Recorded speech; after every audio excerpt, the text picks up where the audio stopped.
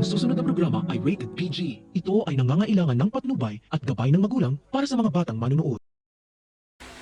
Kung saan malaki na ang tiwala ng mga palma kay Tata, sisirain naman ng mga Hermoso ang reputasyon niya dahil nabisto ni Tata ang pagnanakaw ni Charmaine sa kumpanya.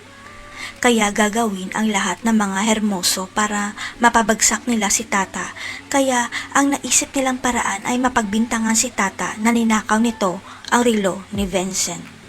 Si Vincent ang pinakababoritong anak ni Sergov at Margaret, kaya gumuho ang mundo ni Margaret nang malaman niyang nawawala ang relo ni Vincent sa kwarto nila.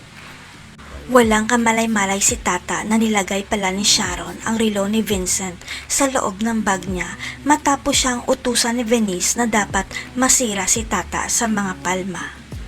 Ang hindi alam ng mga Hermoso, alam ni Margaret na si Sharon lang ang nakakapasok sa kwarto nila para maglinis at hindi alam ni Sharon na may hidden CCTV pala sa loob.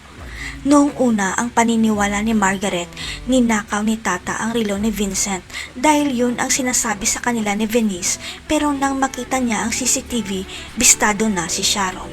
Walang kamalay-malay si Sharon na nilagyan pala ni Sergov ng hidden CCTV ang loob ng kwarto nila ni Margaret, kaya walang choice si Sharon kundi aminin ang krimen niya.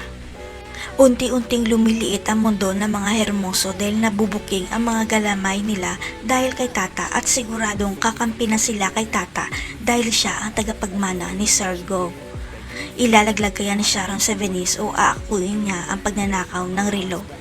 Magsumbong kaya si Francis na may pinapahanap na anak, si Sergov? Abangan.